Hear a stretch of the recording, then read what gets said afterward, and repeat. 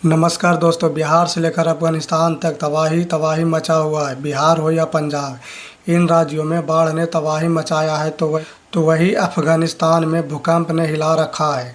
इधर माता वैष्णो देवी में ज़मीन धंस गई है तो साल 2025 तबाही वाला साल साबित हुआ है। हर सुबह जब भी अखबार, टीवी, मोबाइल खोलें, किसी न किसी प्राकृतिक आपदा का खबर नजर आ ही जाती है। साल 2025 से साल की शुरुआत से ही तबाही मचाते आ रहा है। कुंभ नहाने गए श्रद्धालुओं ने भगदड़ के कारण कई लोगों की जानें गई और कई लोग घायल हुए। आनंद विहार स्टेशन में भी बहुत से लोग भगदड़ में मारे गए। फिर 18 साल बाद आरसीबी कोई ट्रॉफी जीती, लेकिन वो भी दागदार साबित हो गई। जीत के जश्न में मौत हो जाती है।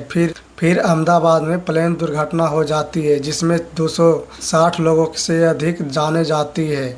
उत्तराखंड में ज़मीन धंस जाती है। बादल फटने से भारी नुकसान होता है। प्राकृतिक अपना रौद्र रूप चारों तरफ दिखा रही है। कहीं बाढ़ तो कहीं तूफान, कहीं भूकंप, कहीं मलबा तो कहीं ज़मीन धंस जा रही है।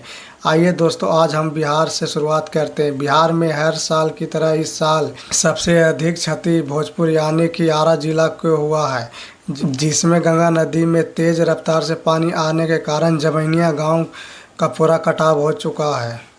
फिर भी देश के बड़े बड़े मीडिया वाले प्रमुखता से नहीं दिखाते हैं। और अब पंजाब की बात करते हैं तो पंजाब का भी वही हाल हुआ है। पंजाब वो राज्य है जो भारत का अन्न भंडार कहा जाता है, लेकिन आज पंजाब डूब रहा है। मीडिया में इसे प्रमुखता से नहीं दिखाया गया है।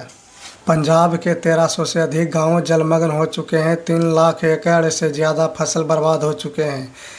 30 लोगों की मौत हो चुकी है। 30 लाख से अधिक लोग अपना घर द्वार छोड़कर गुरुद्वारा में शरण लिए हैं।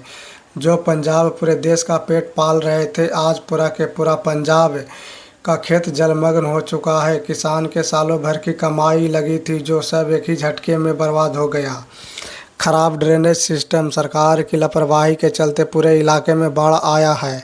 हालांकि कुछ सितारे मदद के लिए आगे आए हैं, लेकिन सिर्फ सितारों से काम नहीं चलने वाला है।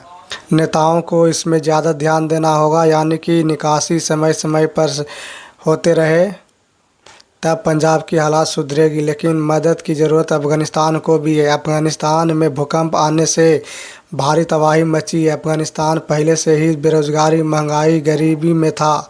फिर युद्ध में उलझा। उसके बाद तालिबान ने अफ़गानिस्तान पर कब्जा कर लिया। तब से दुनिया ने अफ़गानिस्तान से मुंह मोड़ लिया था और कोई भी देश अफ़गानिस्तान को सहायता देने नहीं आता था। लेकिन किसी प्रकार का सहायता नहीं दिया जाता था। फिर भी अफ़गानिस्तान में सोमवार को एक शक्तिशाली भूकंप आया। इस भूकंप के झटके इतने तेज था कि इस झटके से कई शहर मलबा में तब्दील हो गई। इस भूकंप के झटके के कारण 1400 से अधिक लोगों की मौत हो गई और लगभग 3200 से अधिक लोगों की घायल होने की खबर है। भूकंप की तीव्रता 6.3 मापी गई है, जो 8 से 10 किलोमीटर की गहराई पर आया था।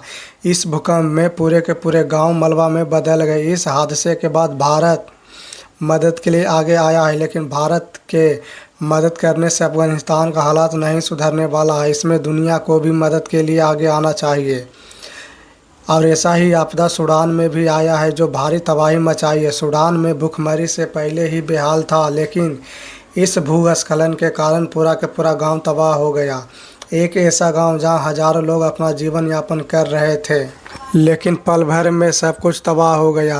इस भूस्खलन में सिर्फ और सिर्फ एक इंसान जिंदा बचता है। सूडान के मारा पहाड़ी क्षेत्र में आए भूस्खलन ने पूरे गांव को तबाह कर दिया है। इस हादसे में 1000 से अधिक लोगों की मौत हो गई है। बस एक इंसान जिंदा बचे हैं। जो इंसान जिंदा बचा है उसका बयान सामने आया है। वो कह रहे हैं कि हम खाना खा रहे थे, अचानक धरती हिली और सब कुछ तबाह हो गया। पति, पत्नी, बेटे, परिवार, सब दोस्त यार, पूरा का पूरा गांव दफन हो गया।